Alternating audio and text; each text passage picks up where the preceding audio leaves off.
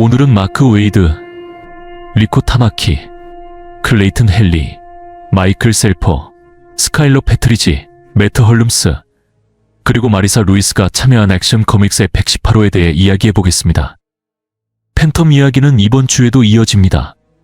지구에서는 슈퍼 패밀리가 외계 악당의 크라가 자신의 우주선을 메트로폴리스에 추락시켜 도시를 파괴하려는 것을 막고 있었습니다. 그들은 우주선을 우주로 던지려고 하지만 우주선의 무게를 들어올리는 순간 태양이 서서히 붕괴되고 있다는 것을 깨닫습니다. 이는 이테르, 아이타가 태양에 가하고 있는 영향 때문이었습니다. 그들의 마지막 태양 에너지 비축이 고갈되며 하늘에서 추락하고 맙니다. 현대의 슈퍼맨 만화에서 그라가 등장하는 것을 보게 될 줄은 몰랐습니다.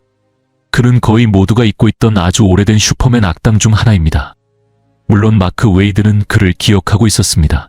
마크는 이 책뿐만 아니라 월리스 파이네스트와 저스티스 리기 시리즈에서도 여러 고전 캐릭터들을 활용해왔습니다. 그라의 등장은 그저 재미있는 단편 에피소드처럼 느껴지지만 그가 미래에 다시 돌아올 수 있다는 암시도 존재합니다. 이번 이야기에서 그라는 물리적으로 등장하지 않으며 슈퍼맨의 도시를 위험에 빠뜨리기 위해 우주선을 보낸 홀로그램일 뿐입니다. 그가 은하 어딘가에서 활동하고 있다는 점도 기존 슈퍼맨 이야기의 악당들과는 다른 신선한 변화였습니다. 슈퍼 패밀리의 힘이 고갈되며 지상으로 추락할 때 팬텀존에서 돌아온 슈퍼맨이 날아와 그들을 구합니다. 시간이 촉박하다는 것을 알기에 그는 그들과 나타샤 아이언스, 플래시, 그리고 미스터 테리픽을 데리고 폴트스 오브 서리투드로 향합니다. 그리고 그들에게 팬텀존과 에테르에 대한 상황을 설명합니다. 지난 호 초반에 태양이 붕괴되기 시작했을 때 미스터 테리픽은 태양 중심에 있는 작은 장치를 감지했습니다. 에테르는 이 장치를 이용해 태양의 에너지를 흡수하고 있었으며 팬텀존에서 죽은 후에도 이 장치는 여전히 작동 중이었습니다. 영웅들은 계획을 세우기 시작합니다. 슈퍼맨은 장치를 파괴하고 과정을 역전시켜 지구와 팬텀존을 구하는 임무를 맡게 됩니다. 하지만 큰 문제가 하나 있습니다. 붕괴하는 태양 때문에 슈퍼맨과 슈퍼 패밀리의 힘이 약화된 상태입니다. 현재의 컨디션으로는 태양의 엄청난 압력과 열기를 견딜 수 없다는 것입니다. 웨이드가 이 책에서 여러 문제를 다루는 방식이 정말 마음에 듭니다. 이처럼 슈퍼맨과 다른 캐릭터들이 극복해야 하는 도전은 단순히 초능력에만 의존하지 않습니다. 슈퍼맨이 주먹을 휘두르면 끝난다. 같은 전개 대신 우리는 클락이 에테르와 크립톤에서 직면한 문제들을 해결하기 위해 지성과 전략적 사고를 활용하는 모습을 보고 있습니다. 이런 이야기를 만들어가는 과정은 웨이드 같은 작가들에게도 매우 재미있고 도전적이면서 창의력을 자극하는 작업일 것입니다. 물론 슈퍼맨은 자신의 힘이 약화된 상태에서도 태양으로 향하고자 합니다. 미스터 테리픽, 나타샤, 그리고 플래시의 도움으로 그는 태양에서 생존할 수 있도록 특별한 보호 슈트를 만들게 됩니다. 미스터 테리픽은 또한 그에게 기계를 파괴하면 엄청난 에너지 역류가 발생해 팬텀존의 대부분을 파괴하고 그곳의 모든 생명체를 죽이게 될 것이라고 경고합니다. 이는 팬텀존 내에서 확장 중인 거대 질량을 멈출 수는 있지만 결과적으로 비극을 초래할 수 있는 상황입니다. 여기서 슈퍼 패밀리 내부에 흥미로운 갈등이 등장합니다. 코너는 별 생각 없이 어차피 범죄자들인데 그냥 죽게 놔두는 게 낫지 않을까 라고 제안합니다. 하지만 슈퍼맨은 즉시 이를 반박하며 그들에게도 옳은 일을 할 기회를 주지 않는다면 자신들이 어떤 존재가 되겠냐고 되묻습니다. 이 대목에서 슈퍼맨은 대담하면서도 영리한 계획을 생각해냅니다. 그는 슈퍼걸과 존에게 팬텀 존 프로젝터를 저스티스 리그의 스타쉽에 싣고 가장 가까운 붉은 태양이 있는 행성으로 가라고 지시합니다. 그곳에서 프로젝터를 사용해 팬텀 존의 모든 생명체를 대피시킬 수 있습니다. 붉은 태양 아래에서는 크립토닌들이 초능력을 쓸 수 없기에 그들을 더 쉽게 통제할 수 있습니다. 이는 여전히 위험한 계획이지만 장기적인 해결책을 찾기 전까지는 가장 합리적인 방법입니다. 이것은 웨이드가 팬텀존을 영원한 감옥 시스템으로 사용하는 것에서 벗어나기 시작한 시점이라고 생각합니다. 지난 몇 호에 걸쳐 슈퍼맨은 팬텀존의 윤리성 이곳을 이런 방식으로 사용해야 하는지에 대해 의문을 제기했고 심지어 그의 아버지조차 비슷한 의구심을 품었습니다. 웨이드는 이제 새로운 개념을 심기 시작한 것 같습니다. 그의 저스티스 리그 책에서도 이와 비슷한 암시가 드러났는데 팬텀 존은 단순한 감옥이 아니라 범죄자들이 다른 감옥으로 이송되기 전에 관문이나 임시 정거장으로 묘사되고 있습니다. 웨이드가 팬텀 존을 미래의 이야기를 위해 보다 인간적이고 재정이 된 공간으로 변화시키려는 방향으로 나아가는 것처럼 보입니다. 이 문제를 어떻게 해결할지 정말 궁금합니다. 단순히 손가락을 튕겨서 고칠 수 있는 문제가 아니죠. 이전에도 누군가 그렇게 시도했을 때 팬텀 존이 거의 파괴될 뻔했으니까요. 이 갈등이 어떻게 결론에 도달할지 정말 기대됩니다. 슈퍼맨의 계획은 병 속의 도시 캔도르에게 들리게 되고 대표자인 브리안이 나섭니다. 브리안은 슈퍼맨이 크립톤에 있었던 두 호전, 조엘의 발명품과 아이디어를 빼앗으려 했던 로잔의 성인 딸입니다.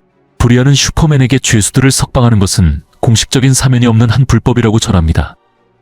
로잔의 딸이 현재 슈퍼맨에게 장애물이 된다는 설정은 탁월한 서사적 선택입니다. 이로 인해 이야기의 세대 간의 갈등이 더해집니다.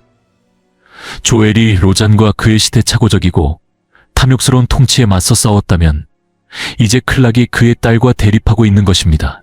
브리안은 슈퍼맨이 계획을 강행하더라도 이를 막을 수는 없지만 그렇게 한다면 그를 캔도르뿐만 아니라 모든 크립톤 문화로부터 추방할 수밖에 없을 것이라고 경고합니다.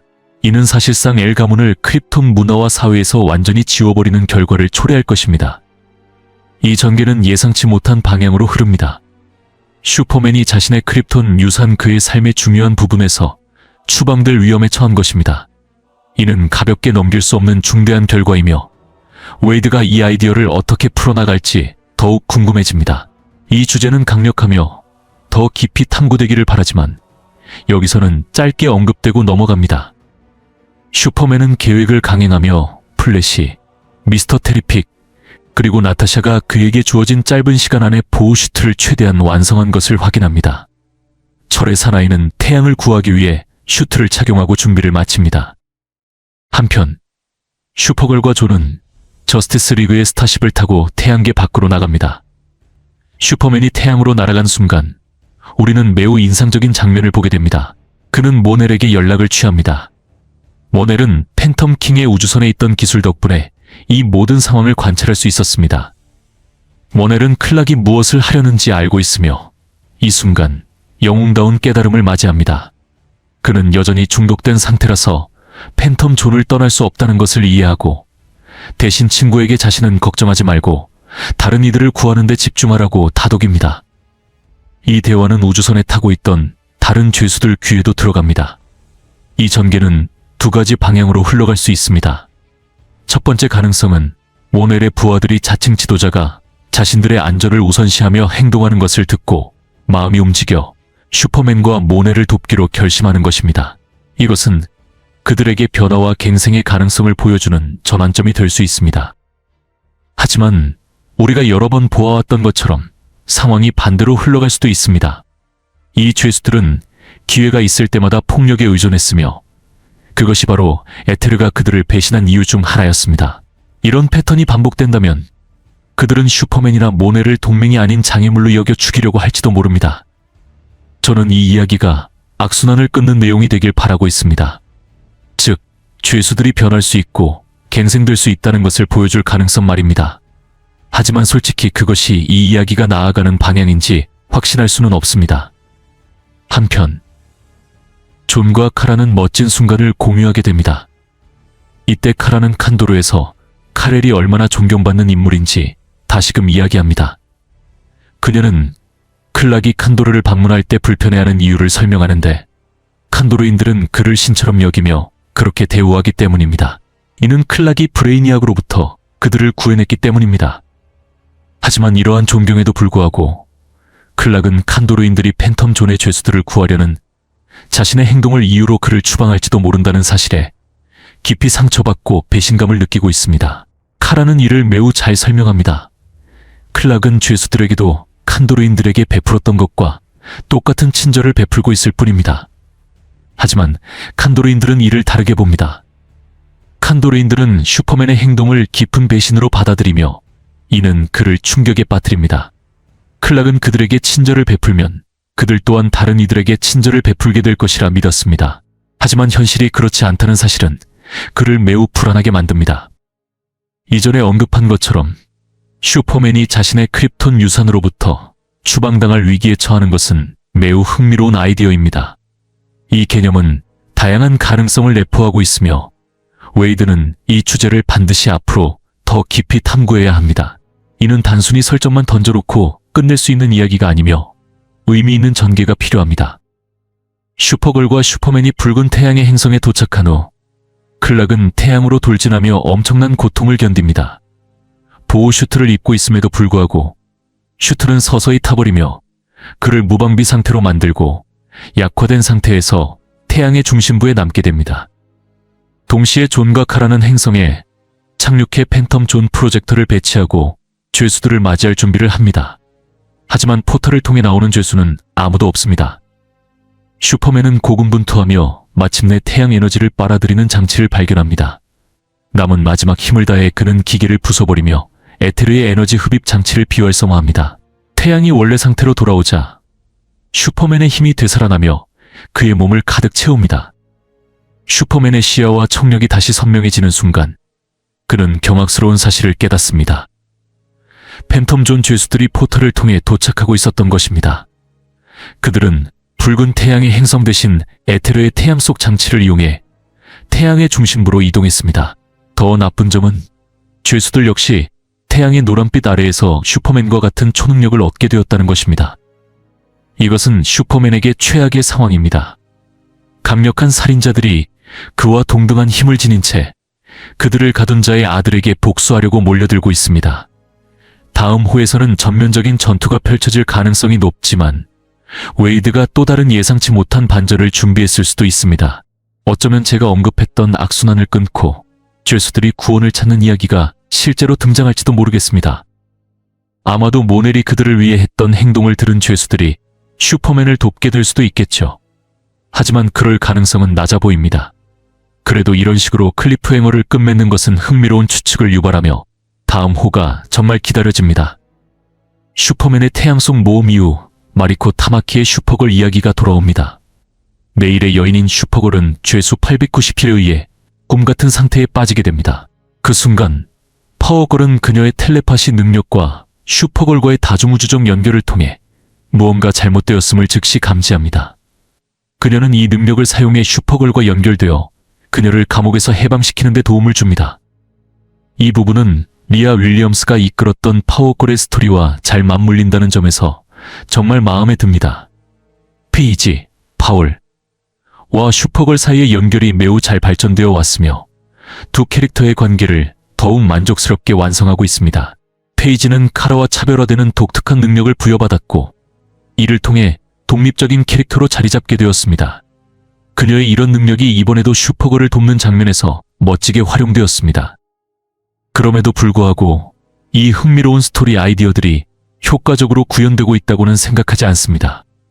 특히 죄수 892의 스토리라인은 아쉬운 부분이 많습니다. 죄수는 두려움과 분노의 순환을 끊기 위해 카라가 자신을 죽여야 한다고 주장합니다. 이는 지난 호의 끝에서 설정된 내용이었지만 이번 호에서는 죄수가 단순히 자신의 우주선을 행성에 충돌시켜 자살하려는 시도를 할 뿐입니다. 여기서 중요한 의문이 제기됩니다. 만약 죄수 스스로 자살할 수 있었다면 왜 지금까지 그렇게 하지 않았을까요? 이야기가 설득력을 가지려면 분명한 이유가 있어야 했습니다. 그가 자신의 생명을 끝내지 못하도록 막는 무언가가 존재했고 따라서 제3자가 필요하다는 설명이 있어야 했습니다. 이런 설명이 필수적이지만 이번 이야기에서는 완전히 누락되었습니다. 게다가 왜 꼭 카라가 죄수를 죽여야 하는지에 대한 이유도 여전히 명확히 설명되지 않았습니다. 죄수가 내일의 여인과 더 깊은 연결이 있는 것처럼 암시되었지만 구체적으로 설명된 내용은 없습니다. 이러한 모호함은 원래라면 매우 매력적일 수 있는 스토리의 흐름을 약화시키고 있습니다. 이 존재의 오빠가 그녀 안에 분노와 어둠을 보았다는 과거 이야기가 다시 등장하며 죄수는 이 주제를 현실화하려 합니다. 그는 카라의 마음에 깊은 분노를 불러일으켜 그녀가 자신을 죽이도록 조종하려 하지만 이 긴장감은 파워걸이 돌아와 사태가 더 악화되는 것을 막으면서 완전히 사그라듭니다. 정말 아쉬운 부분입니다. 이 이야기에는 분명히 멋진 아이디어들이 있지만 제대로 구현되지 못하고 있습니다. 게다가 이야기의 전개 속도도 문제입니다. 이 이야기는 3모 4부작으로 충분히 풀 수 있을 내용이지만 거의 10주 분량으로 불필요하게 늘어지고 있는 것처럼 보입니다. 그 결과 플롯은 반복적이고 늘어진 느낌을 줍니다. 액션 코믹스의 118호는 슈퍼맨을 한계까지 몰아붙이는 빠르고 액션 파켓한 에피소드를 선보입니다. 이 이야기는 칸도로와의 역사에 깊이 다가가며 슈퍼맨과 그의 크립톤 유산에 중요한 변화를 도입합니다.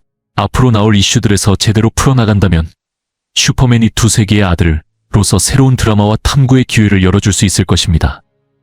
반면에 슈퍼걸 이야기는 여전히 매우 느린 속도로 진행되며 새로운 것을 거의 전달하지 못하고 있습니다. 제시된 아이디어들은 흥미롭지만 긴장감을 완전히 약화시키는 요소들로 인해 빛을 발하지 못합니다. 예를 들어 파워골의 텔레파시 연결은 마치 데우스 엑스 마키나처럼 느껴져 이야기의 몰입도를 떨어뜨립니다.